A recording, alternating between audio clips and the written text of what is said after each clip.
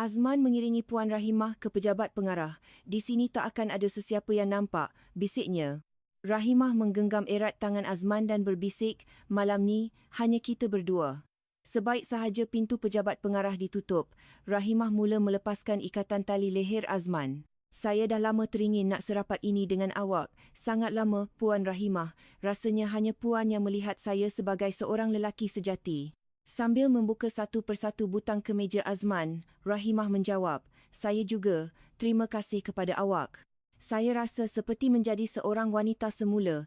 Di bawah cahaya rembulan, bayang-bayang dua insan itu bersatu. Perlahan-lahan saja, ya. Dah lama sangat rasanya. Saya akan lakukannya dengan perlahan. Tapi sejujurnya, saya pun dah sukar menahan diri. Lebih dalam lagi, jangan ditahan. Saya pun tak tahan lagi. Kedua-duanya sedar bahawa hubungan ini salah, tetapi mereka tidak mampu lagi untuk berhenti. Sebelum cerita bermula, mohon sokong kami dengan melanggan dan tanda suka. Terima kasih. Jam menunjukkan pukul 6 petang.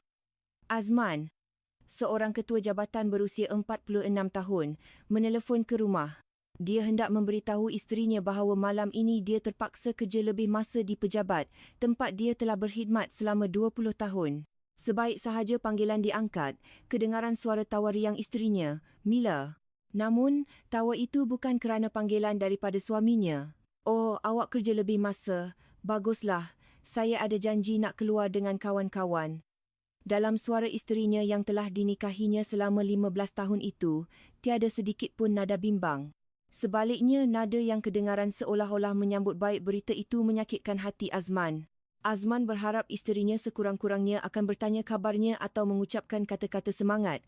Namun perhatian Mila tertumpu sepenuhnya pada janjinya sendiri.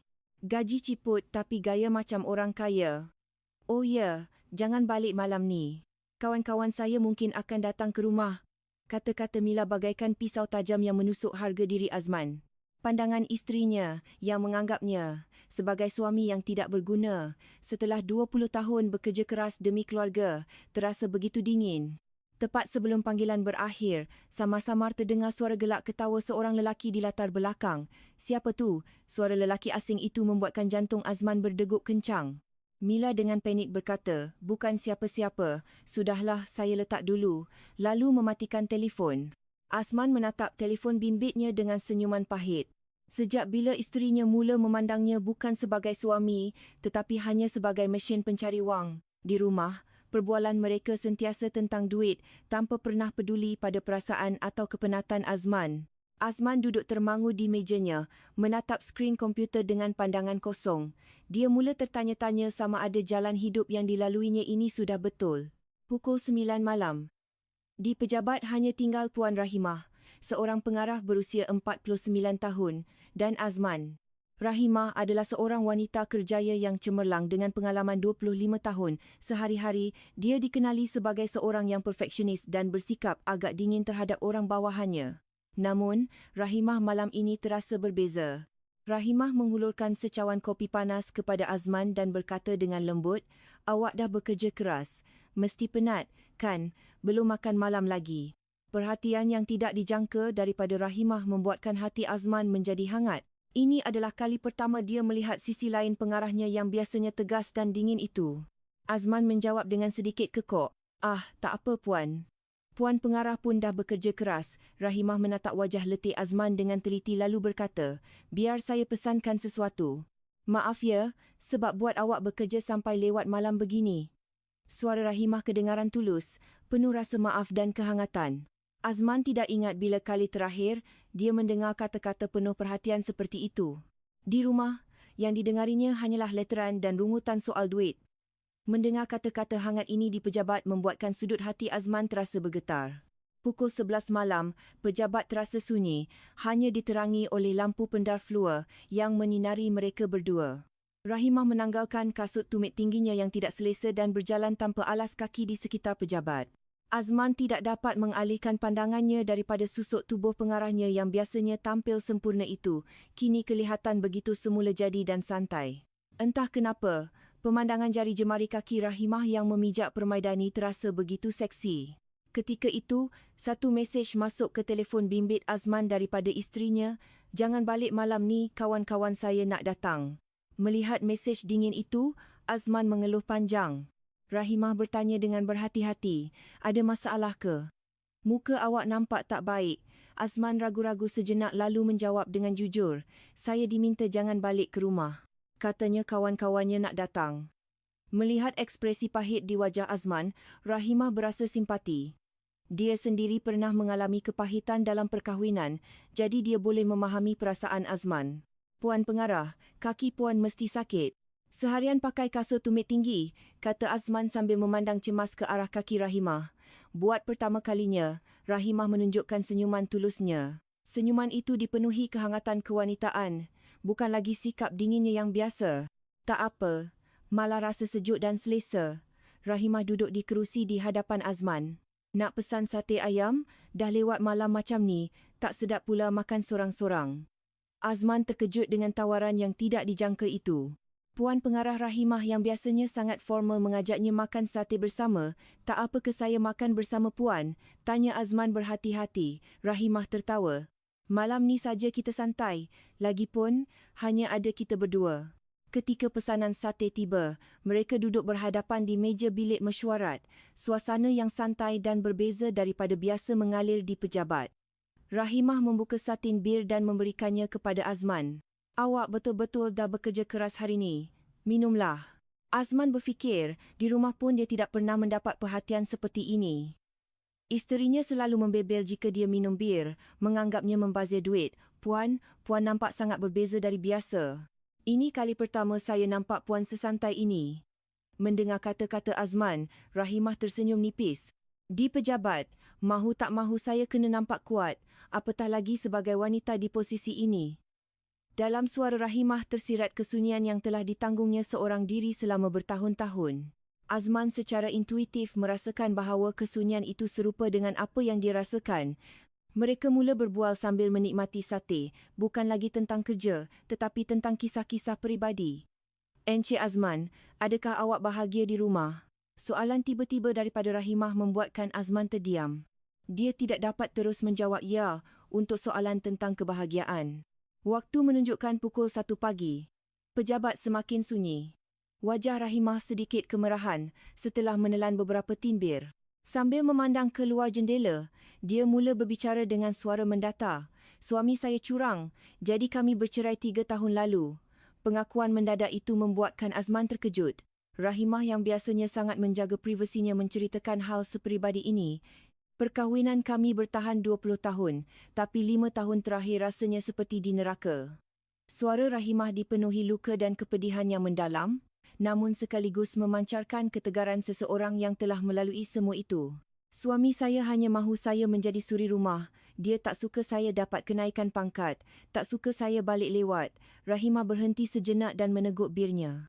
Akhirnya dia curang dengan juniornya di pejabat, usianya 10 tahun lebih muda dari saya. Azman dapat merasakan kepedihan Rahimah dan hatinya turut sakit. Dia merasa sedang mengalami situasi yang serupa. Setelah ragu-ragu sejenak, Azman memberanikan diri untuk berbicara. Isteri saya juga. Akhir-akhir ni sangat pelik. Rahimah menatap Azman dan mendengar dengan teliti. Dia sering pulang malam, sorokkan telefon bimbitnya. Kalau saya tanya sesuatu, dia selalu alihkan perbualan ke soal duit. Semalam dia siap cakap, ini semua sebab awak tak pandai cari duit lebih. Suara Azman kedengaran penuh dengan rasa kecewa yang terpendam. Dia mula meluahkan isi hatinya yang selama ini tidak pernah diceritakan kepada sesiapa. Selama 20 tahun saya hidup demi keluarga. Apa salah saya? Mendengar suara Azman yang bergetar, Rahimah berasa simpati. Mesti berat untuk awak. Betul-betul berat. Kata-kata penghiburan yang hangat dari Rahimah membuatkan Azman buat pertama kalinya merasa difahami. Selama ini, tiada siapa yang peduli pada penderitaannya. Saya pun dulu macam tu. Saya berusaha sangat keras untuk dapatkan pengiktirafan daripada suami saya. Rahimah menghibur Azman berdasarkan pengalamannya.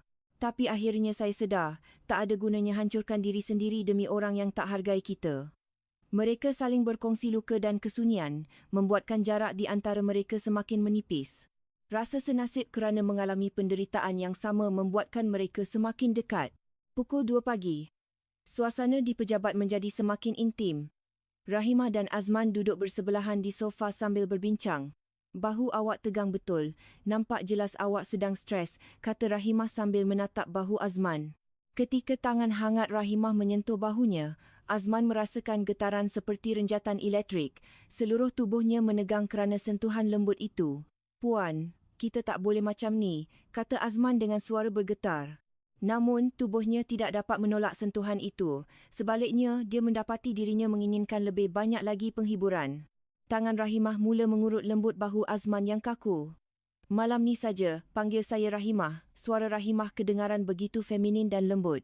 Dia bukan lagi pengarah yang dingin, melainkan seorang wanita yang kesunyian.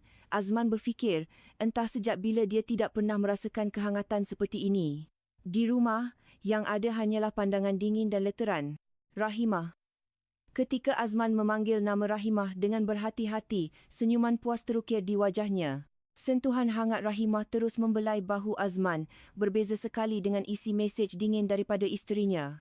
Aroma minyak wangi Rahimah yang menusuk hidung membuatkan Azman hilang akal sihat. Bila dekat macam ni, awak nampak berbeza, bisik Rahimah. Jantung Azman mula berdegup kencang. Wajah Rahimah semakin mendekat. Puan, kita tak boleh begini. Saya dah berkahwin.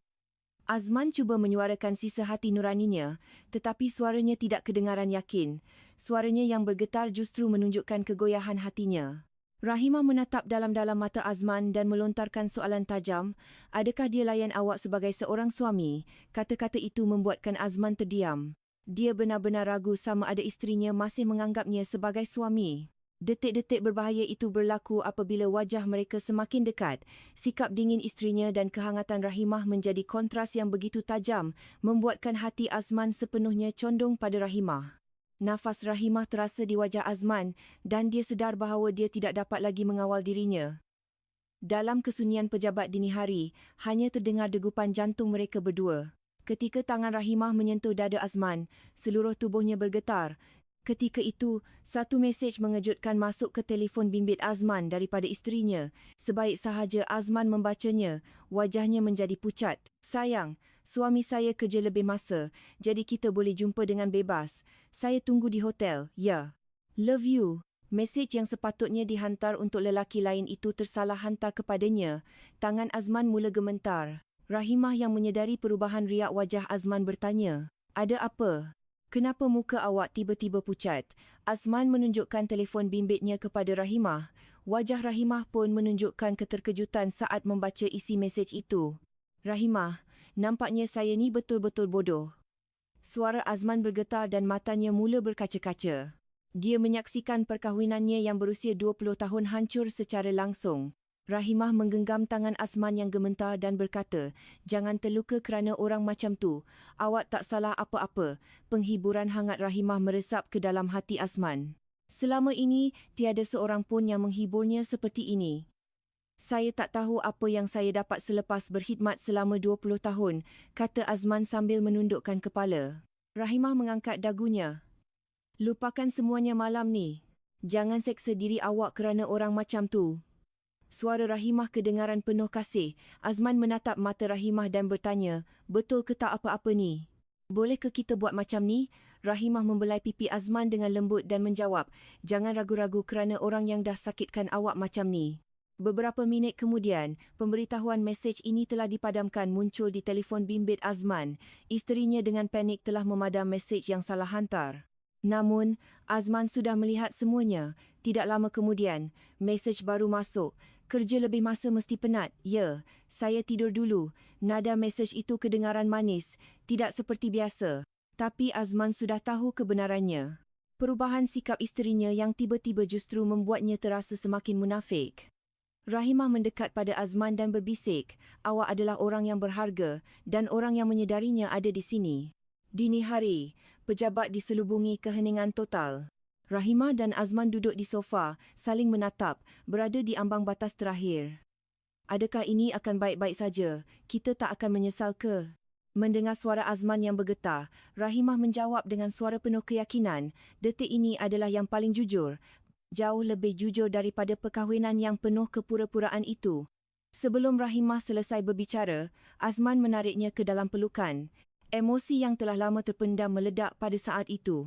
Ketika bibir mereka bertemu, dunia seakan berhenti berputar. Cinta dan pengiktirafan yang selama ini tidak pernah dia dapatkan tercurah dalam ciuman itu. Azman mengiringi Rahimah ke pejabat pengarah. Di sini tak akan ada yang nampak. Rahimah menggenggam erat tangan Azman dan berbisik, "Malam ni hanya ada kita berdua." Sebaik sahaja pintu pejabat pengarah tertutup, mereka saling menatap dengan pandangan penuh hasrat. Rahimah terlebih dahulu melepaskan tali leher Azman. "Saya dah lama teringin nak serapat ini." Tangan Azman membelai lembut rambut Rahimah. "Rahimah, rasanya hanya awak yang melihat saya sebagai lelaki sejati." Sambil membuka satu persatu butang kemeja Azman, Rahimah menjawab, "Saya juga, terima kasih kepada awak. Saya rasa menjadi wanita semula." Cahaya rembulan yang masuk melalui jendela menerangi siluet mereka berdua dengan lembut. Sentuhan lembut Rahimah mula membalut hati Azman yang terluka.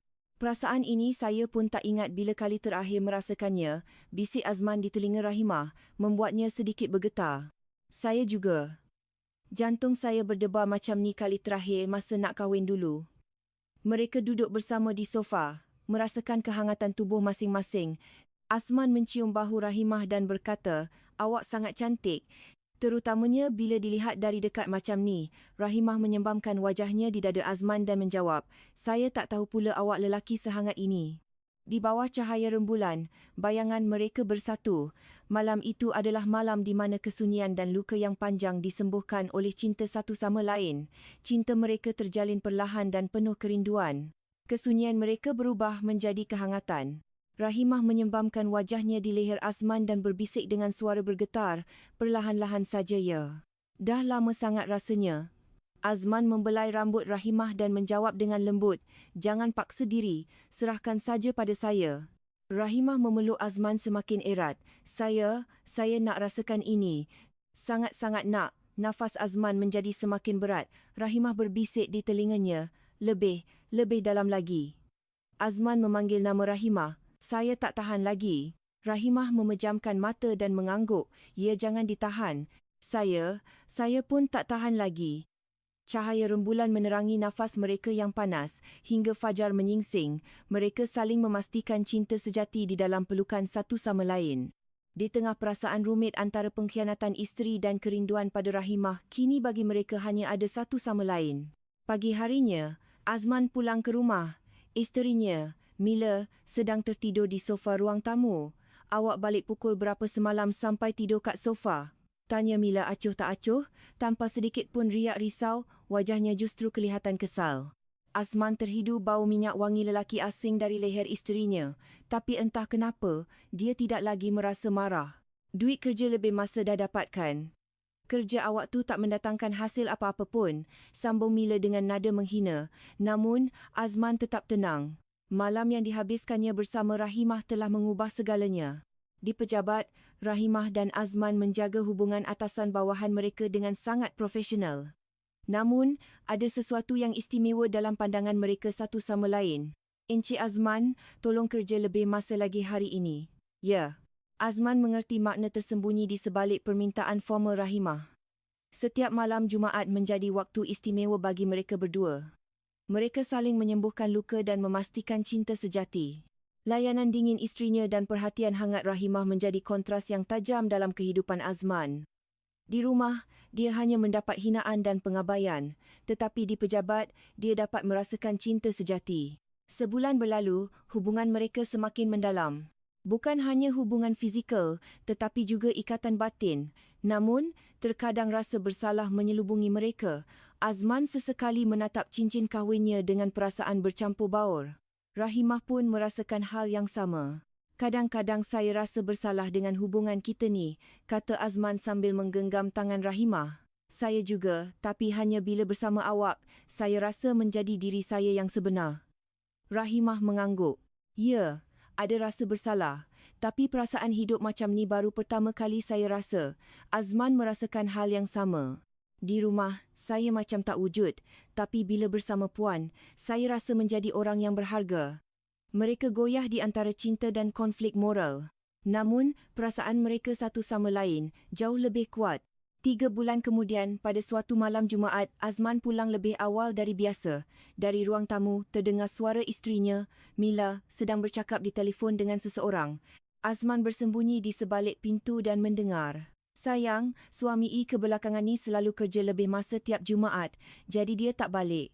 Kita boleh jumpa dengan bebas. Mendengar kata-kata mengejutkan itu, seluruh tubuh Azman bergetar. Namun, hal itu sudah dijangkanya, jadi dia tidak terlalu terkejut. Hujung minggu ni kita check-in hotel sajalah. Suami takkan tahu. Mendengar ucapan Mila yang tanpa segan silu, Azman diliputi perasaan yang kompleks. Amarah dan rasa bersalah pada dirinya sendiri bercampur aduk. Dia tertanya-tanya adakah dia berhak menyalahkan isterinya sedangkan dia sendiri menjalinkan hubungan dengan Rahimah. Namun pada masa yang sama, sikap isterinya yang tidak tahu malu itu membuatnya muak. Sekurang-kurangnya aku masih rasa bersalah, tapi dia nampaknya tak rasa apa-apa. Azman merasakan perbezaan antara dirinya dan isterinya. Dia selalu merasa bersalah dan berkonflik dalam hubungannya dengan Rahimah, manakala isterinya tampak tidak memiliki beban nurani sedikit pun. Dia merasa tidak ada lagi alasan untuk mempertahankan perkahwinan ini. Tidak ada ertinya meneruskan hubungan yang mana standard moral paling asas pun telah hancur. Keesokan harinya di pejabat, Rahimah memanggil Azman dengan wajah serius. "Encik Azman, nampaknya saya akan ditukarkan ke pejabat cawangan lain. Saya baru saja dihubungi dari ibu pejabat." Berita mendadak itu membuatkan Azman sangat terkejut. Dia tidak dapat membayangkan kehidupan pejabat tanpa Rahimah. Bila pertukarannya? Tanya Azman dengan suara bergetar. "Kemungkinan besar akan disahkan hujung bulan depan," jawab Rahimah. Malam itu mereka berbicara panjang lebar. Tiba masanya bagi mereka untuk memikirkan secara serius tentang masa depan hubungan mereka. Seminggu kemudian, Azman duduk berhadapan dengan isterinya, Mila, untuk berbicara serius. Dia tidak dapat lagi berpura-pura tidak tahu. "Kita bercerai sajalah," ucapan tegas Azman membuatkan Mila terkejut. "Tiba-tiba kenapa? Apa hal?" Mila tidak menyangka kecurangannya telah terbongkar. Selama ini dia bertindak terlalu berani. "Saya tahu semua tentang hubungan awak dengan lelaki lain." Wajah Mila menjadi pucat lesi. Macam mana awak tahu?" Mila cuba membela diri, tetapi Azman tidak mahu lagi mendengar. "Surat cerai dah saya siapkan. Saya tak akan tuntut harta sepencarian, jadi selesaikan saja dengan baik-baik." Malam itu, Azman menceritakan semuanya pada Rahimah. "Saya dah putuskan untuk tamatkannya. Proses perceraian sedang berjalan." Rahimah menggenggam tangan Azman dan berkata, "Mesti sukar buat keputusan ni seorang diri. Awak mesti dah banyak berfikir." Azman mengangguk. "Rasanya hanya awak yang melihat saya sebagai lelaki sejati. Bersama awak saya rasa boleh mulakan hidup baru." Mata Rahimah berkaca-kaca. "Terima kasih kepada awak juga. Saya jadi percaya pada cinta semula." Mereka saling berpelukan dan berjanji tentang masa depan. "Kalau awak ditukarkan, kita pergi bersama. Kemanapun itu, saya tak peduli." Mendengar ucapan Azman, Rahimah tersenyum. "Ya, sekarang kita keluarga yang sebenar." 6 bulan kemudian, Azman dan Rahimah memulakan hidup baru di Pejabat Cawangan Johor Bahru. Azman telah menyelesaikan proses perceraiannya dan memulakan lembaran baru bersama Rahimah. Mereka mula tinggal bersama di sebuah pangsapuri kecil dengan pemandangan laut. Kehidupan seharian mereka sederhana, namun penuh dengan cinta sejati. "Sayang, hari ni nak makan apa?" tanya Rahimah dengan mesra saat Azman pulang kerja. Perbualan seharian yang sederhana ini terasa begitu berharga bagi Azman. "Ikut awaklah. Apa pun yang awak masak, pasti akan buat saya bahagia." Ucapan Azman membuatkan Rahimah tersenyum ceria. Di hujung minggu, mereka berjalan-jalan di tepi pantai sambil merancang masa depan. Mereka berhasrat untuk berkahwin secara rasmi tahun depan. "Macam mana kita nak jelaskan pada anak-anak kita nanti?" Rahimah mempunyai seorang anak perempuan yang belajar di universiti, manakala Azman mempunyai seorang anak lelaki yang masih di sekolah menengah. "Kita kena beritahu yang sebenarnya. Betapa kita saling mencintai," kata Azman sambil menggenggam tangan Rahimah. "Mungkin pada mulanya susah, tapi mereka pasti akan faham keikhlasan kita." Suatu petang Ahad, mereka berdua sedang menatap matahari terbenam dari balkoni. "Awak tak menyesal?" tanya Rahimah berhati-hati. "Tak akan pernah. Bertemu dengan awak telah mengubah seluruh hidup saya," jawab Azman sambil memeluk Rahimah. "Sekarang saya tahu apa itu kebahagiaan sejati." Cinta mereka bermula dari sebuah kesilapan, tetapi bagi mereka, itu adalah sebuah penyelamatan. Walaupun jalan yang mereka tempuh secara moral tidak benar, takdir mereka begitu istimewa kerana saling menyembuhkan luka satu sama lain. Sambil menatap matahari terbenam, mereka mengakui dan merenung kesilapan masa lalu. Namun, kini mereka berjanji untuk melangkah maju bersama dengan jujur dan terhormat. Walaupun kita tak boleh kata pilihan kita ni betul, kata Rahimah berhati-hati. Tapi sekarang kita betul-betul memulakan hidup baru, jawab Azman sambil menggenggam tangan Rahimah. Ya, kesilapan di masa lalu akan selalu kita ingat dan renungkan seumur hidup. Bagi mereka, senja adalah simbol permulaan yang baru setelah meninggalkan masa lalu yang kelam. Itulah permulaan kehidupan kedua mereka, bangkit dari masa lalu yang menyakitkan. Mereka berdua berjanji untuk menjalani cinta yang jujur, yang tidak akan menyakiti sesiapa lagi. Kisah hari ini sampai di sini. Jika cerita ini menyentuh hati anda, sila kongsikan pendapat anda di ruangan komen.